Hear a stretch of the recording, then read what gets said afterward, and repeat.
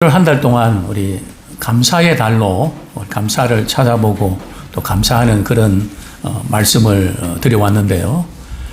오늘은 또 특별한 감사를 좀 드리면 좋겠다 하는 생각이 듭니다. 어떤 감사일까요? 나의 나된 것에 감사. 그죠? 우리는 상황이나 환경 때문에 이렇게 우리가 많은 감사를 하곤 합니다. 이래서 감사하고 저래서 감사하고. 그런데 나 자신 때문에 지금 감사하고 있나요? 한 번이라도 나 자신이 모든 것이 참 하나님 은혜고 참 감사한 일이다. 그런 고백이 우리에게 있었으면 좋겠습니다. 어떻습니까? 자신에게 감사해 본 적 있으신가요? 아무리 생각해도 나는 비참한 것 같고 초라한 것 같고 나는 왜 이런 것 같고 은혜를 분명히 받았음에도 불구하고 때로는 감격하지만은 어느 한순간에 자격지심에 사로잡혀서 과거에 받은 상처와 아픔이 우리를 휘몰아칠 때에 그 은혜마저도 우리는 까마득히 잊어버리고 나는 역시 안 돼.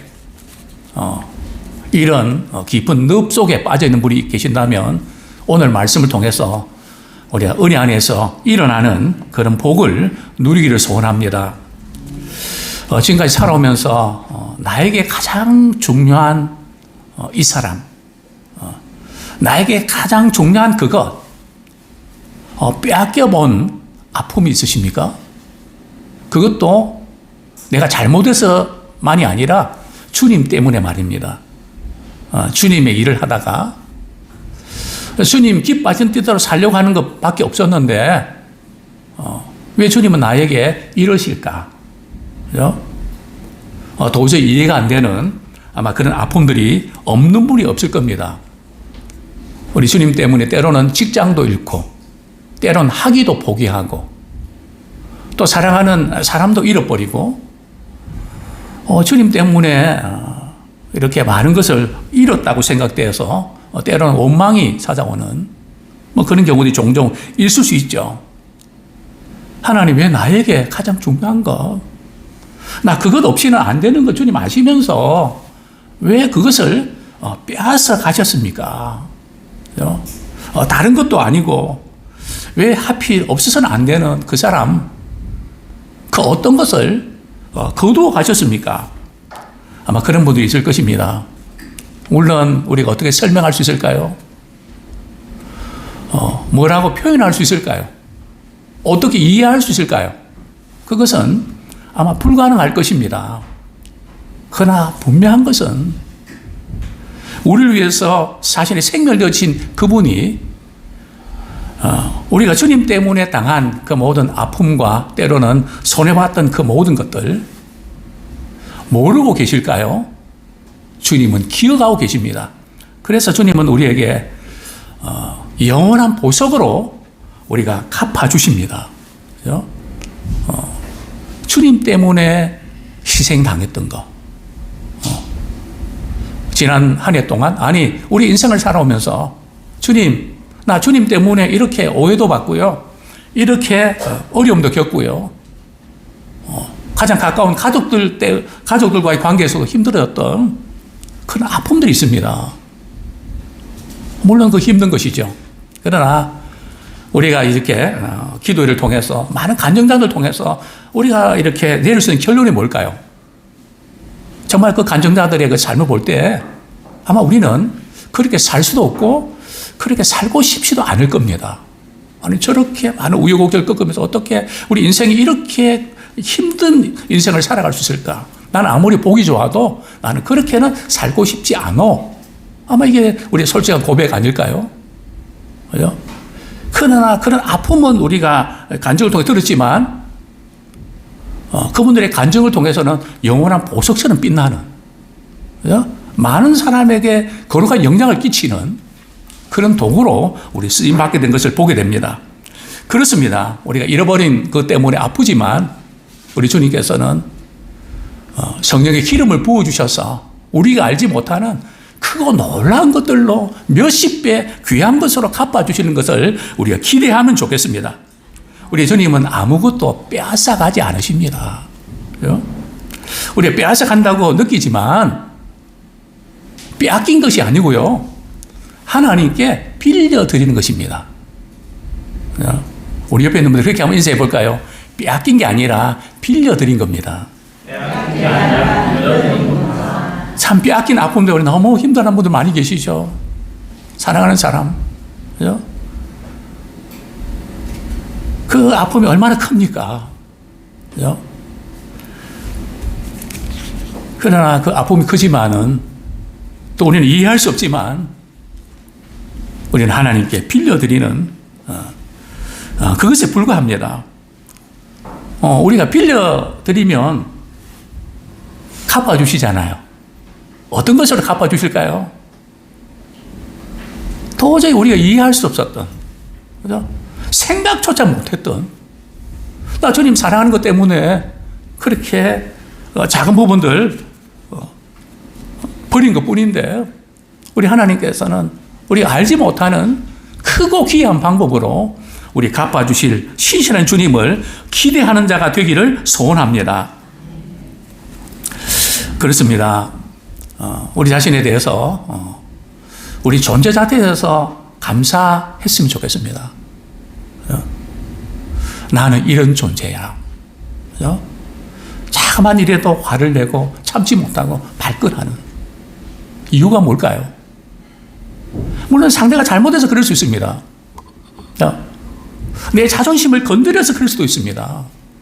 내 예민한 부분을 이렇게 찔러서 그럴 수 있습니다. 그러나 깊이 생각해 보면 내가 나 자신을 사랑하지 못하니까 주님은 나를 사랑하는데 내가 나를 사랑하지 못합니다. 제가 이전에 신학교 강의를 한 10년간 했었는데요. 상담학 교수로 있을 때 어떤 20대 후반의 우리 청년이 제게 찾아와서 목사님 저는요 교회에서 예배드리는 예배는 다 참석했고요. 좀 말씀을 들으면 순종하려 애를 썼고요.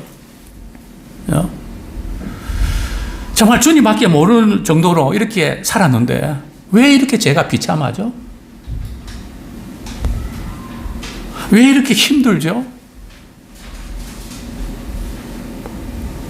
분명히 주님은 나를 사랑하신다는 걸 알겠는데 내가 왜 이렇게 된 거죠?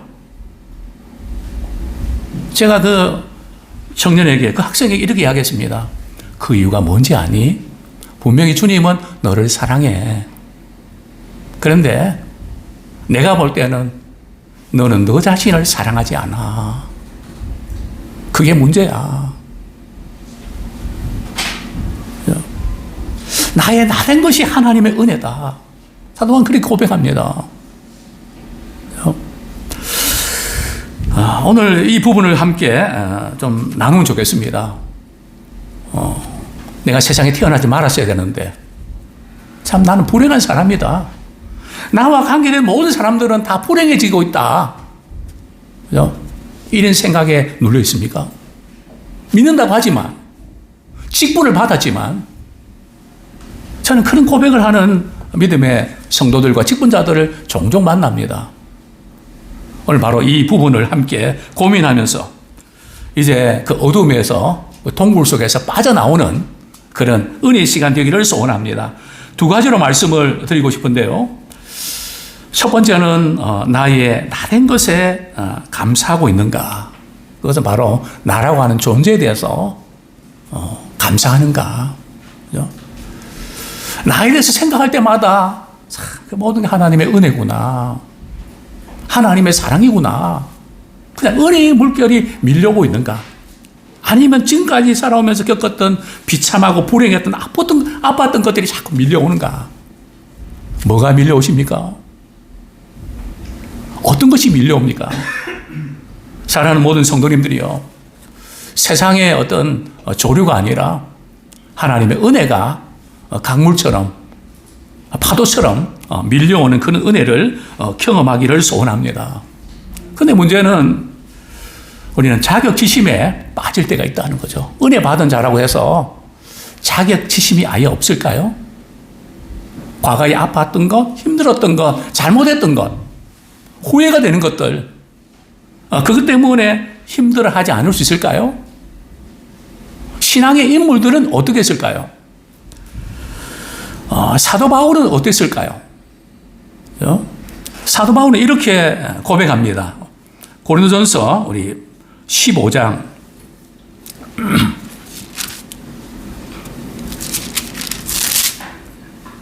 예.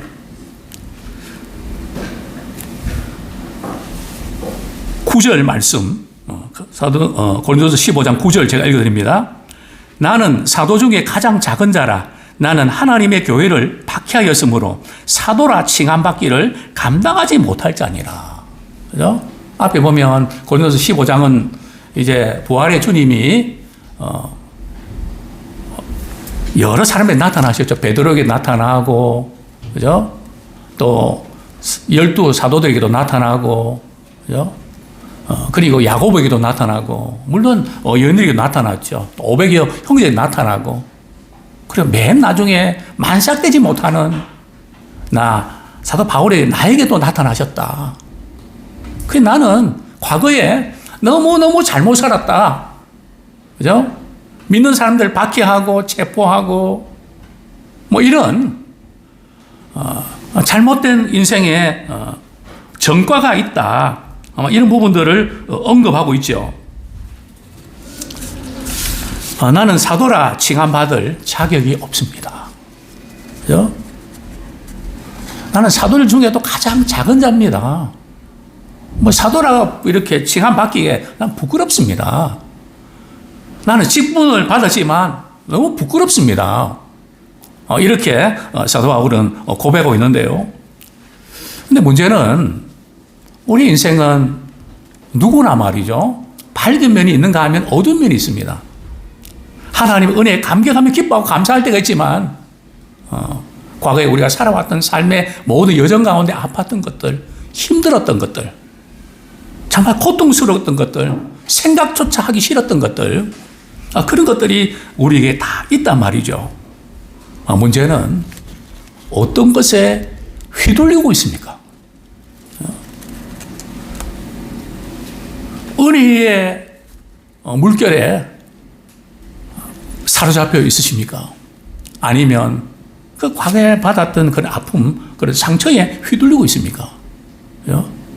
이거 우리가 선택하는 거거든요. 그런 걸 통해서 우리는 우리 자신이 누구인지, 나는 왜 이래? 나는 왜 이래야 돼?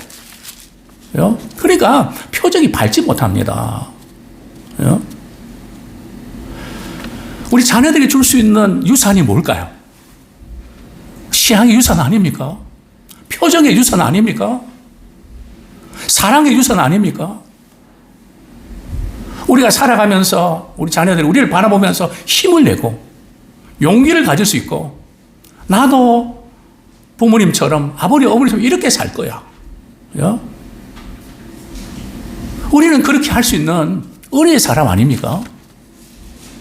그러나 우리는 이런 우리 자신도 모르게 힘든 그런 인생 살아가는데, 성경의 인물들은 어떨까요? 성경의 인물들은 은혜만 충만하고 늘 기쁘고 감사한 마음으로 살았을까요? 그들에게는 자격지심이 없었을까요? 그러나 성경의 인물들 가운데 자격지심이 없는 사람은 없고요. 정말 너무 힘들어서 죽고 싶다고, 차라리 내 생명을 취해달라고 그런 엘리야도 있지 않습니까?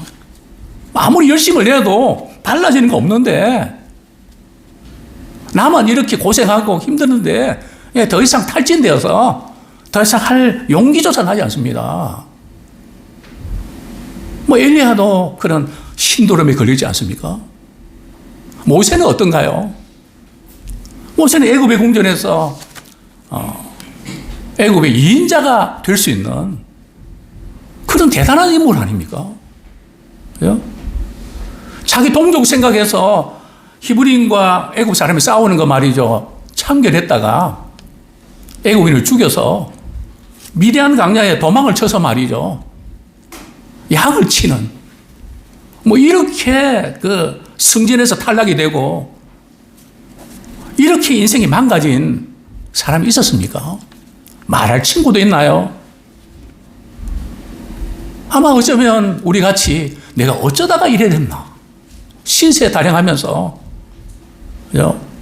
그 화려한 애굽의 생활을 우리가 해서 완전히 추락했던 그런 인물 아닙니까? 그래서 하나님께서 떨기나무에서 모세에게 나타나셨죠. 이스라엘 백성들 애굽에서 탈출시키는데 너가 좀 수고해줘야 되겠어. 사명 맡기실 때 모세가 뭐라고 대답합니까? 아멘 하고 그렇게 반응했던가요? 나 못합니다. 하나님께서 기적을 행하시지 않습니까? 그래도 못합니다. 보낼 만한 자를 보내십시오. 꼬박꼬박 말대꾸 하면서 말이죠. 나는 안 된다고. 나는 해당사항이 없다고. 말씀은 맞지만 나에게는 해당사항이 없다고. 자신에게는 전혀 적용이 안 되는 그런 고백을 하지 않습니까? 사도 바울 역시 마찬가지 아닙니까? 이방인을 위한 선교의 사람으로 쓰임받고 말이죠. 그렇지만 자신의 과거의 아픈 부분들, 나는 죄인 중에 괴수입니다. 내가 얼마나 잘못했는지 아시지 않습니까? 자, 그럴 때에 성경 말씀 속에서 그는 이렇게 우리 고백을 하죠. 우리 먼저 이 부분 한번 제가 읽어드리겠습니다.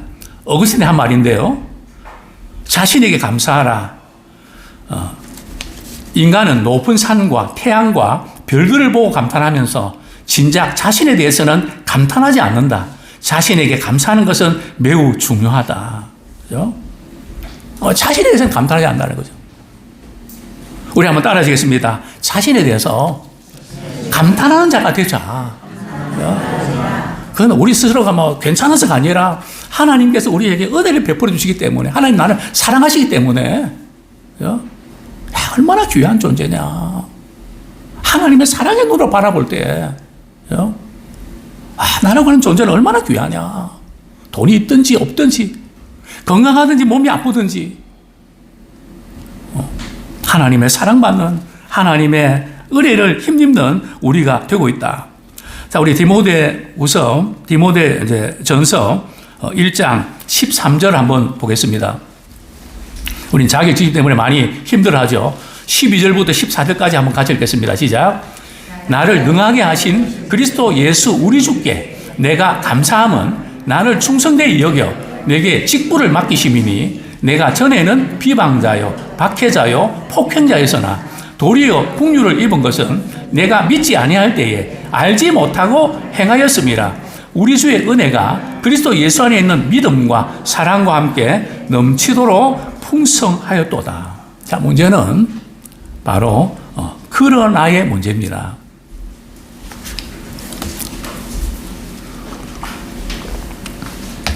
신앙은 그러나의 문제죠. 역전이죠. 내가 거기에 잘못하고 실수하고 후회되고 아픔도 많았지만 그러나 나의 나된 것은 하나님의 은혜로 된 것이다. 이렇게 역전하는, 우리가 역전한다고 해서 다시 돌아가려고 하는 마음, 그 생각이 안 나는 거 아니죠. 이 사도 바울은 한 번으로 끝난 게 아니고요. 성경 여러 군데, 특별히 이제 디모데 전후서를 쓸 때에 사도 바울은 거의 말년에 썼다 그러잖아요. 그럼 잊을 마음도 한데, 그러나 그 당시에 그 아픈 기억들, 나는 죄인 중에 괴수입니다. 아주 죄인 중에 우두머리입니다. 마지막 순간에도 그 부분. 그래서 하나님의 은혜가 필요한 존재입니다. 철저히 그렇게 고백하고 있는 것을 보게 됩니다. 그렇습니다. 우리가 이런 고백을 많이 하죠. 나의 나된 것이 다 하나님 은혜입니다. 말은 그렇게 하지만 정말 그런가요? 나의 나된 것은 다 하나님의 은혜입니다. 우리가 많이 들어서 우리는 잘 알고 있습니다. 그냥 그냥 포장으로 말이죠. 뭐 하나님의 은혜죠, 뭐. 그렇지만 우리 하나님 은혜 주셨다면 왜 나를 이렇게 하는지 모르겠습니다. 또 어떤 경우는 그래도 내가 잘해서 그렇죠. 모든 것이 은혜지만 그래도 내가 좀 잘해서 그런 거죠. 그런 것들이 자꾸 이제 고슴도치처럼 올라온단 말이죠. 두더지처럼 올라옵니다. 두더지 잡아보셨나요? 놀이에 두더지 잡는 거 있죠. 저도 간혹 합니다. 처음에는 서서히 올라옵니다. 나중에는 막 올라옵니다. 그죠? 우리 인생이 그런 게 아닐까요? 아픔도 올라오고, 막 그냥 이것저것 막 다 말이죠. 막 올라오는. 막 앙금이 까나졌다가 막 다 그냥 앙금이 올라오는. 그죠? 그런 인생을 우리가 살아가는데, 사도 바울이 왜 이렇게 나에게 나던 것이 하나님의 은혜였다. 사도 바울은 진심이었거든요. 그렇게 고백할 수밖에 없었던 이유가 뭘까요? 이렇게 고백합니다. 내가 박해자고 핍박자고 폭행자였다. 그런데 내가 그렇게 한 것은 몰라서 그랬다고. 그죠? 내가 알지 못해서 그랬다고. 그죠? 우리가 정말 알았으면 잘했을 텐데 뒤돌아볼 때 내가 정말 잘못했다. 자녀들이든 아내든 남편이든 뭐 어떤 사람이든 우리가 잘 몰라서 그랬던 것 때문에 그 아픔이 너무 오래 계속되는 분들 있습니까? 여전히 예수님을 믿고 은혜를 받지만 그건 해결이 안 된 분이 있습니까? 바로 주님이 십자가 지신 것은 그 문제를 해결하기 위해서 십자가 지신 것이죠. 예수님 십자가 위에서 뭐라고 말씀하십니까? 아버지여, 저들의 죄를 사하여 주옵소서. 그들이 하는 것을 뭐 한다고요? 알지 못함이니이다. 저들을 사해 주십시오. 자기 일을 위해서 십자가에 못 박고 그냥 욕하고 비난하고 모욕하는 그들 향해서 저들이 하는 것을 알지 못합니다. 저들의 죄를 사해 주십시오. 이제 우리가 알지 못해서 정말 그때 내가 좀 알았더라면 이렇게 할 걸. 늘 후회되는 일들이 제게도 있고 우리 모두에게 있습니다. 그런 것이 우리가 생각날 때마다 그것까지도 우리 주님이 십자가 지시면서 그 기도 속에 포함되어 있단 말이죠. 더 이상 그것 때문에 우리가 괴로워하고 힘들어하지 않도록 십자가에서 주님이 해결해 주셨구나. 아마 우리 이런 반문할 수 있죠. 그건 예수님이니까 그렇게 그런 기도 할 수 있는 거 아닙니까? 우리는 그렇게 할 수 없는 걸까요? 자꾸 우리는 예수님과 우리 자신을 거리를 두려고 하는 경향이 있습니다. 물론 예수님과 우리는 다르죠. 그분은 하나님이시고 또 인간일로 오셨는데 다르죠. 그러나 예수님께서 하신 말씀은 모두 다 우리하고 연관이 있습니다. 우리도 그렇게 하라고 본을 보이신 거거든요. 자, 대표적인 인물이 있죠. 누가 또 이런 기도합니까? 스데반이 그런 기도 아닙니까? 기도하고 있지 않습니까? 자기를 이렇게 향해서 돌로 말이죠. 죽이고 있는 돌을 던지는 그들 향해서 아버지 저들을 용서해 주십시오. 그죠? 아마 예수님의 기도를 생각나게 하는 것이죠. 저들을 용서해 주십시오. 그렇습니다. 근데 우리는 다른 사람을 용서하는데 왜 자신의 용서가 안 되나요? 다른 사람의 죄는 다 용서를 이렇게 해도 이 내 죄만큼 용서가 안 된다고. 아마 꽤 오래전이네요. 경찰의 아내가 되는 어떤 집사님이 새벽에도 잘 나오시고 참 이렇게 믿음 생활 잘하는 분이셨습니다. 근데 한 번은 얼굴이 굉장히 어둡습니다. 제가 물었죠. 무슨 일이 있으십니까? 목사님, 저는 요즘 죄책감에 사로잡혀서 헤어나질 못합니다. 무슨 일입니까? 친구가 제게 조그만 이렇게 편의점 하루 정도 좀 봐달라고 해서 제가 편의점을 이렇게 보고 있었는데 자기가 갖고 싶은 어떤 물건이 있었다는 거예요. 그거는 이제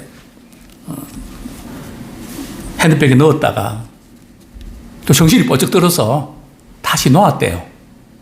그게 이제 가책감이 큰 거죠. 내가 남편이 경찰인데 또 나는 믿는 사람인데 어떻게 이럴 수가 있나? 제가 그분께 이런 이야기 했죠. 집사님, 성경에 보면 우편 강도도 주님께서 내가 오늘 나와 함께 낙원에 있겠다고 말씀하셨는데 우리 집사님은 이 강도보다 지금까지 많은 죄를 지은 거 아니잖아요. 그 집사님 말이 제가 더 많은 죄를 지었다고. 완전히 이 죄는 용서받지 못한다는 것에 꽉 붙잡혀 있는 거죠. 집사님 강도 아니시잖아요. 집사님 착하잖아요. 물건을 훔치고 양심에 가책도 없는 분도 많은데 갖다 놓으셨잖아요. 그래도 그렇지. 자기가 용서가 안 된대요. 주님은 우리의 모든 죄를 다 사해 주셨고 기도해 주셨는데 다 이루어 주셨는데 그 주님의 십자가의 사랑을 믿어야죠. 그래도 못 믿겠대요. 야단쳤습니다. 당신처럼 교만한 사람 처음 봤다고. 십자가 지시면서까지 우리를 사랑하시고 구원하기 원하시는 왜 주님의 사랑을 안 받아들이냐고. 정신 좀 차리라고. 그때 정신이 차려서 말이죠. 그렇네요. 그 다음부터 말이죠. 말씀이 들어가는데 표정이 완전히 바뀐 거 있죠. 목사님 말씀이 너무 이렇게 꿀처럼 답니다. 얼마나 좋아하든지. 문제는 어디 있었을까요? 자격지심에 사로잡혀서 그 늠에 사로잡혀서 헤어나지 못하는 누가 그렇게 할까요? 원수 마귀가 우리를 그렇게 붙잡고 있는 것입니다. 이제는 그분에 놓으세요. 주님이 우리를 사랑해 주셔서 그 죄의 저주에서 우리를 성장시키셨다고요. 그러니 생각날 때마다 그것을 십자가의 은혜로 바꿔가는 우리 모두가 되기를 축원합니다.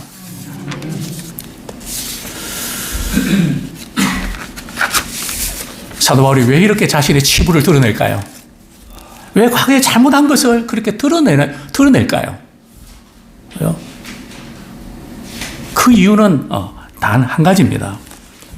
우리 16절에 보면 디모데 우리 전서 우리 16절에 보면 내가 국류를 입은 까닭은 예수 그리스도께서 내게 먼저 일체 오래 참으심을 보이사 후에 주를 믿어 영생 얻는 자들에게 본이 되게 하려 하심이라. 많은 간증자들이 우리의 이야기를 들을 때에 그분의 삶이 참 때로는 문제도 많고 심각한 것을 우리는 발견하지 않습니까? 그래서 늘 나와서 간증할 때마다 저는 너무 보잘것없고 너무 부끄럽다고 통일하게 고백하지 않습니까? 그럼에도 불구하고 주님이 나에게 베푸신 은혜를 같이 나누고 싶습니다. 뭐 이렇게 나누지 않습니까? 사도 바울도 역시 마찬가지입니다. 내가 이렇게 잘못 살았는데 주님이 나에게 은혜 베푸셔 주셔서 이방인의 사도로 많은 영혼을 구원하는 이 모든 것들은 내가 잘해서가 아니고 나를 통해서 예수님을 나 같은 사람도 예수 믿으면 구원받고 영생을 누리는 하나의 모델로 하나님이 삼으시기 위해서 나를 이렇게 사용하신 것입니다. 아무쪼록 나에게 나된 것은 하나님의 은혜다. 나로 하는 존재 자체에 대해서 감사할 수 있는 우리가 되기를 소원합니다. 어려운 순간이 많을수록 하나님을 전적으로 의지하는 기회가 되기 원합니다. 우리는 그동안 간증을 많이 들으면서 말이죠. 이런 고백을 들었습니다. 하나님을 의지할 수밖에 내가 할 수 있는 게 아무것도 없었습니다. 사실은 그게 축복이거든요. 내가 할 수 있는 게 많은 게 어떻게 보면 복인 것 같은데 그게 영적으로 보면 문제가 있는 것입니다. 나는 기도하는 것 밖에는 할 수 없는 게 없었습니다. 하나님의 도우심 밖에는 의지할 분이 없었습니다. 그 지경으로 우리가 몰아가고 그 지경에 처한 것 자체가 힘들지만 그게 복이 된다는 거죠. 우리의 삶이 그렇지 않습니까? 주님밖에 의지할 곳이 없었는데 눈물로 기도하면서 하나님 우리를 이같이 은혜 베풀어 주시지 않으셨습니까? 신앙의 인물도 그랬고 우리도 동일한 그런 은혜의 사람이 될 줄로 믿습니다. 자, 두 번째로 내가 수고한 모든 것이 하나님의 은혜로 된 것에 대해서 감사하십니까? 어떤 분들은 내가 구원받은 것에 대해서는 하나님의 은혜라고 생각하고 또 나 자신에 대해서도 나의 나는 하나님의 은혜야 이렇게 고백하지만 자신이 하고 있는 일에 대해서는 조금 구분시키는 경향이 있습니다. 근데 사도 바울은 오늘 본문에서 이렇게 말씀하고 있죠. 우리 같이 한번 읽겠습니다. 시작. 내가 나 된 것은 하나님의 은혜로 된 것이니 내게 주신 그의 은혜가 헛되지 아니하여 내가 모든 사도보다 더 많이 수고하였으나 내가 한 것이 아니요 오직 나와 함께 하신 하나님의 은혜로라. 그래서 바울은 나의 나 된 것이 하나님의 은혜로 된 것인데 그 다음이 뭡니까? 그의 은혜가 어떻게 됐다고요? 헛되지 아니하여. 그죠? 하나님께서 사도 바울에 베푸신 그 은혜가 헛되지 않았다는 거죠. 그것이 복음을 위한 수고로 나타났죠. 주님을 위한 섬김으로 나타났죠. 그죠? 결국 은혜는 받은 것으로 끝나는 게 아닙니다. 그죠? 은혜를 받은 자는 반드시 은혜에 대해서 반응하게 되어 있다는 거죠. 뿐만 아니라 그 받은 은혜를 헛되이 여기면 안 된다는 거죠. 우리 한번 따라하시겠습니다. 은혜를 헛되이 여기지 말자. 우리 부모님이 우리를 얼마나 사랑하고 힘들게 키워주시고 여기까지 인도해 주셨는데 부모님 나한테 해준 게 뭐가 있습니까? 만약에 이렇게 달려든다면 참 가슴 아픈 일이죠. 그러나 철이든 자녀들은 부모님 이렇게 고생하면서 나를 키워주셨는데 그 은혜가 헛되지 않도록 내가 잘 돼야 되지. 그래서 부모님께 효도해야 되지. 은혜를 헛되이 여기지 않지 않습니까? 마찬가지입니다. 우리도 은혜를 받은 것이 끝나지 말고요. 예수님께서 십자가 지시면서 우리를 구원해 주셨는데 예수님, 제가 오늘 이 일을 할 수 있는 것은 말이죠. 주님의 은혜가 헛되지 않아서 주님의 은혜에 감사하면서 여기까지 올 수 있었습니다. 낙심하고 좌절될 때에 그때 포기하면 은혜를 헛되이 여기는 것입니다.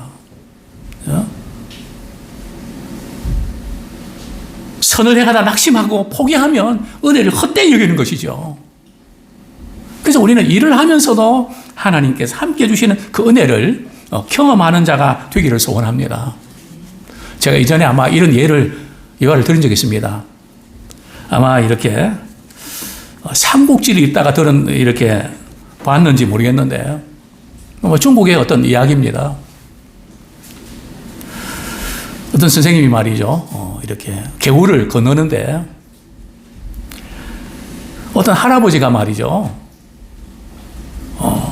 개울 건너지 못하고 주춤주춤 하고 있습니다.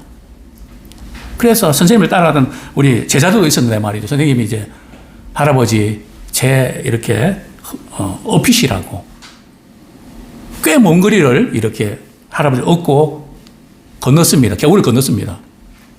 그런데 할아버지 하는 말이 말이죠. 젊은이 미안해서 어쩌나. 할아버지 왜요? 건너편에 안경을 두고 왔다고. 그래서 아무 이렇게 이야기도 하지 않고 같이 이렇게 다시 건너왔죠. 그리고 또 이제 안경을 찾아서 다시 또 개울을 건넜습니다. 이제는 끝났다고 생각했는데 이렇게 이야기합니다. 젊은이 미안해서 어쩌나. 제가 거기에 양말을 두고 왔다고. 발을 씻고 양말 두고 왔다고. 그래서 아무 말 없이 또 할아버지 업히시라고 다시 또 건너서 이 양말을 찾아왔죠. 그 다음에 이제 조금 있다가 이 할아버지가 또다시 내가 지금 손수건을 두고 왔다고. 어떡하지? 업히시라고. 그래 다시 손수건 찾아서 이제 다시 또 겨울을 건넜습니다. 이걸 지켜보던 제자가 말이죠. 선생님, 왜 선생님은 짜증도 낼만한데 화도 낼만하고 나 더 이상 못한다고 당시 이렇게 할아버지가 찾아가시라고 이렇게 말만한데 왜 그 말 하지 않고 다녀오셨습니까? 그랬더니 선생님이 만약에 내가 두 번째 또 세 번째 짜증 부리고 그렇게 된다면 내가 지금까지 해왔던 그 모든 것이 숲으로 돌아가지 않냐. 그래서 나는 끝까지 잘하고 싶었다. 성경 말씀도 그렇지 않습니까? 끝까지 견디는 자는 구원받는다. 그죠? 그러니까 우리가 주님 일하다가 낙심되고 그럴 때 많이 있죠. 그죠? 정말 화가 나고 짜증이 날 때도 많이 있죠. 그래서 우리가 일을 하다가 주님의 은혜가 필요하다는 겁니다. 구원의 은혜만 필요한 게 아니고요. 주님의 일을 하다가 여러 가지 사람 관계 때문에 여러 가지 마음 상하고 힘든 일이 있을 때마다 그죠? 그래서 못해 먹겠다고 나 안 한다고 시험 들고 그럴 수 있죠. 그때마다 우리는 주님의 은혜가 필요합니다. 주님 이런 경우는 어떻게 되겠습니까? 제가 참을 수 있는 힘이 없습니다. 주님 제게 참을 수 있는 힘을 주십시오. 그래서 사도 바울이 나의 나던 것이 하나님 은혜고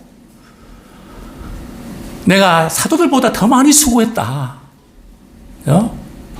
그렇지만 내가 한 것이 아니다. 또 내가 헛되이 수고하지 않았다. 나와 함께 하신 하나님의 은혜다. 복음 증거하면서 주님이 일하면서 필요한 것이 은혜 없이는 할 수 없다는 거죠. 이를 통해서 하나님의 은혜가 얼마나 절실한지를 사도 바울이 철저히 깨달은 겁니다. 그냥 가만 있으면서 그저 은혜가 아니고요. 주님 일을 하다가 벽에 부딪히고 힘들 때에 죽을 고비 넘기면서 그럴 때에 주님 도와주지 아니하시면 아무것도 할 수 없습니다. 이제는 우리 일을 통해서도 주님의 은혜에 감사하는 그런 우리가 되기 원합니다. 사도 바울이 이런 고백을 합니다. 사실은 내가 사도들보다 더 많이 수고했다. 영어에 보면, 원문에 보면 말이죠. 사도 바울이 수고한 것 그 다 합쳐도 사도 바울이 일한 것보다 사도 바울이 더 많이 수고했다. 그런 표현이거든요. 사실 이방인을 위해서 복음 전하는데 사도 바울의 활약은 대단했죠. 사도 바울이 자기가 이렇게 많이 수고했다는 것을 나타내고 싶어서 그런 걸까요? 그죠? 내가 이렇게 많이 수고했다고. 하나님의 은혜를 빙자해서 은근히 자신을 나타내고 싶은 마음 때문에 그랬을까요? 아닙니다.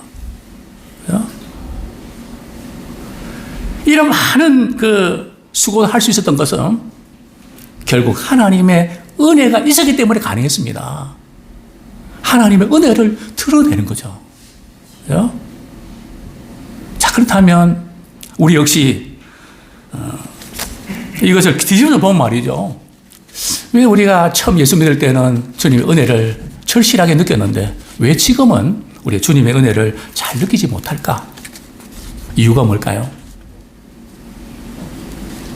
구원의 은혜에 대해서는 우리가 늘 감사하지만 은혜 받은 자로서 내가 주님이 기뻐하는 일들을 감당해야 되는데 감당하려고 할 때에 하나님 은혜를 주시거든요. 내가 세상 끝날 때까지 너희와 항상 함께 하겠다고 약속하시지 않았습니까? 그 앞에 보면 말이죠. 열방에 나가서 복음 전하면 또 그 말씀을 지켜 세례 베풀면 그러면 내가 세상 끝날까지 함께 해줄게. 수고가 따른단 말이죠. 헌신이 따르는 거죠. 그럴 때에 주님이 함께 해주시는. 저는 그것을 언제 느끼는가 말이죠. 우리 선교사님들이 선교 보고할 때 많이 느낍니다. 선교 현장에 있었던 일들. 저건 저렇게 간증할 거리 많은데 나는 무슨 차일까? 배웁니다. 그렇다. 주님이 기뻐하신 일을 위하여 성경장에 찾아가서 참 어려운 과정 속에서 복음 전한 그 가운데 하나님의 은혜가 임하구나. 그렇다면 뒤집어서 오늘날 우리의 삶의 현장에서도 주님의 나라와 주의 복음을 위해서 우리가 섬길 때에 주의 은혜가 임하게 될 줄 믿습니다. 그 모든 것이 하나님의 은혜였습니다. 이제 말씀을 정리하겠습니다. 요한복음 우리 8장 29절 우리 같이 한번 읽어보겠습니다. 시작. 나를 보내신 이가 나와 함께 하시도다. 나는 항상 그의 기뻐하는 일을 행함으로 나를 혼자 두지 아니하셨느니라. 그죠? 참 예수님의 고백인데요. 제가 이제 결혼할 때 이 성경 본문을 폐에다 좀 담아 달라고 부탁을 했습니다.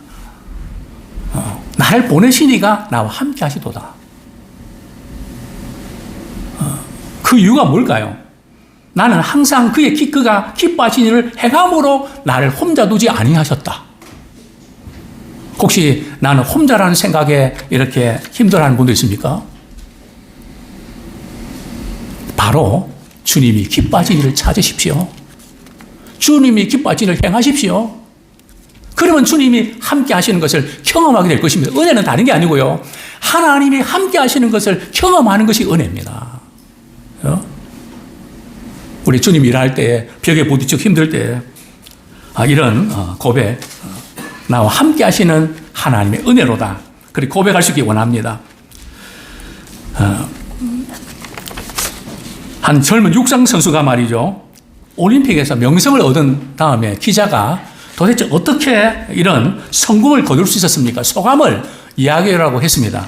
그럴 때 그는 이렇게 말했습니다. 하나님께서 발을 내딛는 순간마다 하나님이 함께 하시기 때문에 제가 최선을 다할 수 있었습니다. 그래서 오늘 이런 좋은 결과를 이렇게 맞게 되었습니다. 그러니까 스포츠 해설가가 말이죠. 믿을 수 없다는 듯이 하나님께서 오늘 당신이 이기도록 도우셨다는 말은 아니지요. 하나님이 당신이 이길 수 있도록 도우셨다는 말은 아니지요. 그러니까 이 젊은이가 잠시 생각하다가 말이죠. 이렇게 말합니다. 하나님이 계시지 않았더라면 내가 오늘 이 자리에 설 수도 없었을 것입니다. 하나님이 계시지 않았더라면 훈련 과정에서 포기하고 싶을 때도 견뎌내지 못했을 것입니다. 또 내가 하는 일에 주님의 영광을 위해서 내가 최고가 되겠다는 목표도 사라졌을 것입니다. 이런 이유 때문에 하나님이 나와 함께 달려주셨다고 한 것입니다. 달리는 것조차도 주님이 함께 해주시면 힘을 낼 수 있다는 겁니다. 제가 체력 시험장에 갔을 때 저는 체력장 안 가고 싶었거든요. 막 부모님 울면서 그래도 체력장 해야 되지 않겠니? 저는 학교 가고 싶지 않았으니까. 택시를 태워준다는 거 말이죠. 제가 그냥 달리는 버스에 날려갖고 말이죠. 버스를 타고 멀어지는 우리 아버님, 어머님 보면서 얼마나 마음이 아픈지 참 잘해주시고 이렇게 하셨는데 너 왜 그렇게 마음 아프게 그렇게 하냐? 하나님, 저 힘이 안 납니다. 달릴 힘이 제게 없습니다. 주님이 나를 바라보신다면 제가 해보겠습니다. 그래서 체력장에 갔죠. 100m 달리는데 말이죠. 어떻게 됐을까요? 지치지 않고요. 100m 넘었는데도 막 달리니까 끝났다고 이제 돌아오라고. 최고의 신규론이 나온 겁니다. 주님이 나를 바라보신다고. 주님이 나를 바라보고 계셔. 그럼 힘이 날 것 같아요. 그래서 그 체력장을 잘 마쳤던 기억이 납니다. 체력장 뿐일까요? 우리 인생의 여정도 그렇지 않을까요? 주님이 나를 바라보시고 우리 주님이 나와 함께이기 때문에 일어나길 원합니다. 우리가 좋아하는 복음성 있죠? 나의 등 뒤에서 나를 도우시는 주님. 그 다음 가사가 뭐죠? 일어나 걸어라. 그 가사에 보면 말이죠. 우리가 일어날 때에, 걸을 때에 주님이 함께 하시고 역사하십니다. 주저앉아 있으면 안 돼요. 일어나셔야 됩니다. 우리 여러분들이 일어나라라고 우리가 한번 격려하면 좋겠습니다. 주님이 함께 하시기 때문에 일어나십시오. 아무쪼록 우리가 이 놀라운 주의 복음을 전하는 복음의 증인될 수 있도록 하나님 이렇게 함께 하셨다고, 나의 나는 것이 하나님의 은혜고 내가 한 모든 일마다 하나님이 함께 하셨다고 고백하는 간증자의 주인공이 되기를 축원합니다. 이 시간 말씀 붙잡고 함께 회개와 결단의 기도 드리겠습니다. 자격지심에 빠져 힘들어하고 호통스러운 우리의 모습들 이제는 휘둘리지 않기 원합니다. 잠시 동안은 그럴 수 있지만 바로 하나님의 은혜 안에 거하길 원합니다. 이 모든 것이 참 주님이 나를 어떻게 사랑하셨는지 은혜의 본을 끼치는 도구로 쓰임받기 원합니다. 주님이 이렇게 역사하셨다고 간증하는 우리가 되기 원합니다. 주님 나와 함께 주십시오. 나와 동행해 주십시오. 은혜의 간증자가 될 수 있도록 우리 회개와 결단의 기도 드리겠습니다.